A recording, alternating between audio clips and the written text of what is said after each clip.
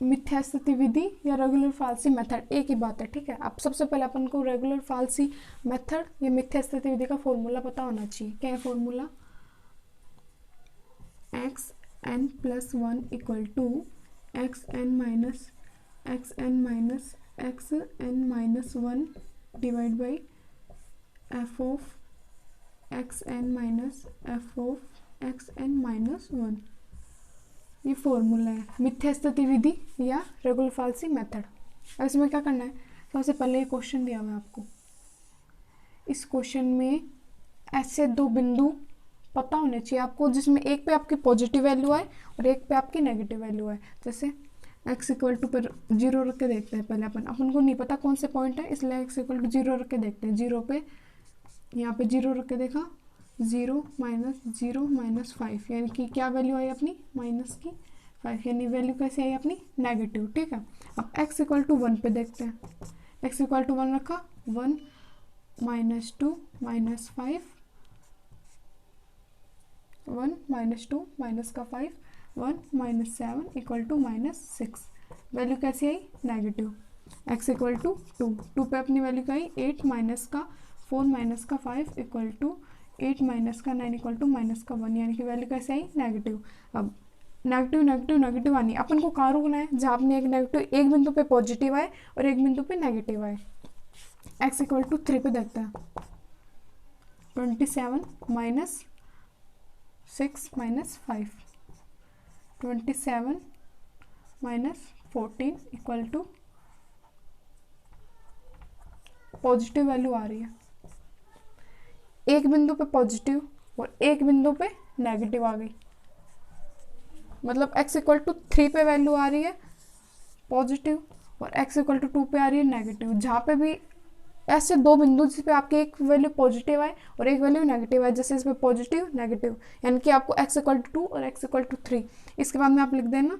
अतः समीकरण के मूल दो तथा तीन के मध्य हैं, ठीक है। अब आपको सबसे पहले क्वेश्चन फॉर्मूला आपको याद रखना ही है। अब x इक्वल टू जीरो पे, वन पे, टू पे, थ्री पे, जितने भी आपकी वैल्यू पॉजिटिव नेगेटिव है वो बिंदु आप डिफाइन कर लोगे कि किस पे आ रहा है। जैसे अपना x इक्वल टू टू पे नेगेटिव आई, x इक्वल टू थ्री पे पॉजिटिव आ गई, ठीक है। इतना काम हो गया। अब x1 मानेंगे, x1 क्या माना? टू, x2 मानेंगे इसको, x2 क्या माना? थ्री, क्योंकि अंतराल इसके और इसके बीच में है। इसके बाद में f ऑफ x1 और f of x2। f of x1 f of x2 का मतलब है जो आपका जो बिंदु है उनको इस इक्वेशन में पुट कर दो, जो वैल्यू है वही होता है। जैसे कि x इक्वल टू टू पे अपना कितनी आ रही थी वैल्यू? माइनस का वन, और x इक्वल टू थ्री पे कितनी आ रही थी अपनी? 13। बस अब बस ये वैल्यू पुट करनी है इस फॉर्मूले में। फॉर्मूला क्या है? x1 पहले से है, x2 भी है, डायरेक्ट x3 ज्ञात करेंगे, मतलब n की वैल्यू 2 है, 2 प्लस 1 3 होगी, x3 x2 minus x1 into है यहाँ पे लिख लेना f of x2 divide by f of x2 minus f of x1, ठीक है। अब x2 की वैल्यू क्या है? x2 की वैल्यू ये रही, x2 की वैल्यू है 3 minus x2 minus x1 3 minus 2 f of x2 ये रहा 13 divide by x2 minus x1 13 minus 1। अब 3 माइनस 1 हो गया इंटू 13 ही हो गया। अब ये माइनस माइनस प्लस हो जाएंगे 14। अब बस वैल्यू कैलकुलेट कर लो, यहाँ साइड में कर देती हूँ, देख लेना। 13 divide by 14 equal to 0.9286, 3 minus 0.9286। Value x3 की वैल्यू क्या है आपकी? 2.0714, x3 की वैल्यू आ गई। अब जो वैल्यू आई है इस वैल्यू को इस इक्वेशन में पुट करते हैं। 2.0714 की क्यूब माइनस 2.0714 माइनस का 5, 2.0714 714 की power 3 8.8878 minus 2 into 2.0714 4.1428 minus 5। F of x 3 की वैल्यू क्या आएगी अब 8.8878 माइनस 4.1428 माइनस 5 इक्वल टू आई माइनस का 0.255। वैल्यू कैसी आई नेगेटिव में, वैल्यू क्या आ रही है नेगेटिव में वैल्यू आ रही है। अब नेगेटिव में वैल्यू आ रही है इसका मतलब ये है कि पहले आपकी नेगेटिव वैल्यू कितने पे आ रही थी x2 पे, जब अंतराल 2 और 3 के बीच में था। अब अपनी x नेगेटिव की वैल्यू कितने बिंदु पे आ रही है इस वाले बिंदु पे आ रही है। तो आप अपन क्या करेंगे मिटा दे, यहाँ लिख देती हूँ। पहले अंतराल 2 और 3 के बीच में था, नेगेटिव वैल्यू कितने में आ रही थी अपनी पहले 2 पे, और पॉजिटिव कितने आ रही 3 पे आ रही थी। अब क्या करेंगे ये वाली वैल्यू नेगेटिव आ रही है मतलब 2 पे पहले नेगेटिव आ रहा था, तो कौन सी वैल्यू रिप्लेस होगी 2 वाली, 2 की जगह कौन सा बिंदु आएगा ये वाला। अब अंतराल किस किस के बीच में होगा 2.0714 और 3 के बीच में। बस जो काम अपन ने इसके लिए किया था वो अब उन दो बिंदु के लिए करेंगे, बस इतना ही है। अब मैं लिख के दिखाती हूँ क्या वैल्यू आएगी। अब x4 निकालेंगे अपन, x4 के लिए क्या चाहिएगा x2 चाहिएगा और x3 चाहिएगा। x2 की वैल्यू क्या है 2.0714 और x3 की वैल्यू अपनी 3। एफ ऑफ x2 क्या है और एफ ऑफ x3 क्या है, 3 पे 13 था अपना और इस पर माइनस का 0.2255 है। बस अब ये भी मिटा देते हैं। जो काम अपन ने पहले x3 निकालने के लिए किया था और वही काम अपन x4 निकालने के करेंगे। बस फॉर्मूले में ये वैल्यू पुट करनी है, बस हो गया।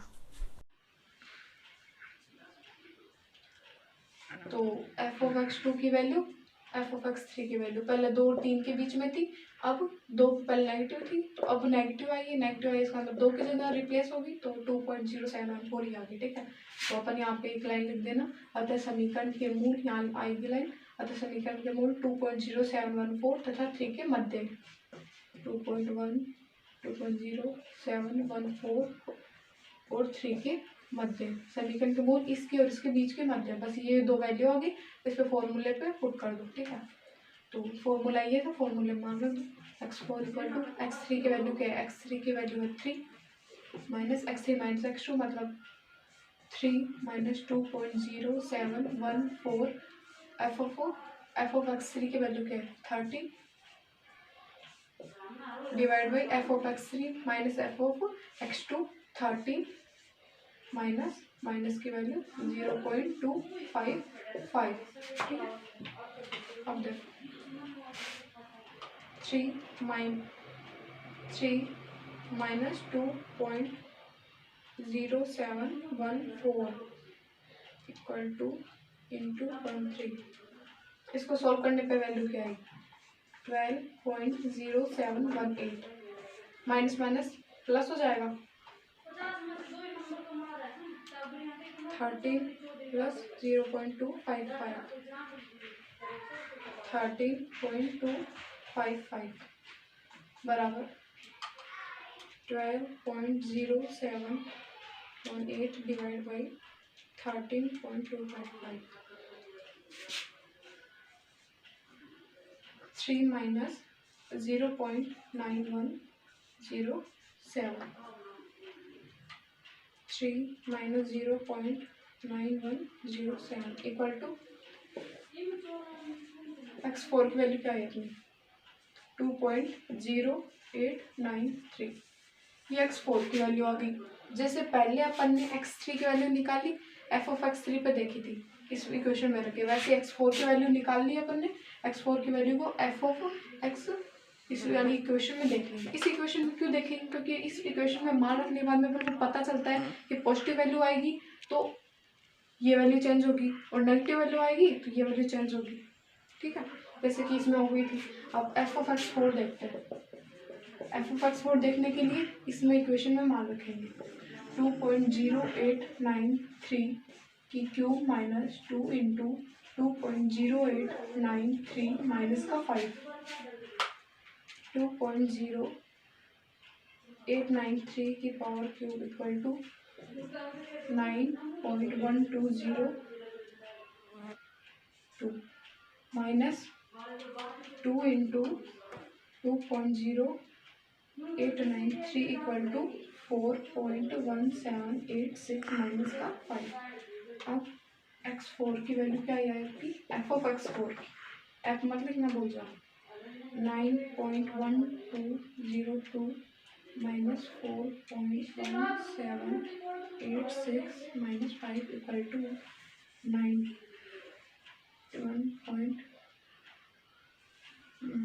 वैल्यू लिख दी, 9.1202 माइनस 4.1786 माइनस 5 इक्वल टू आएगा आपकी नेगेटिव 0.0584।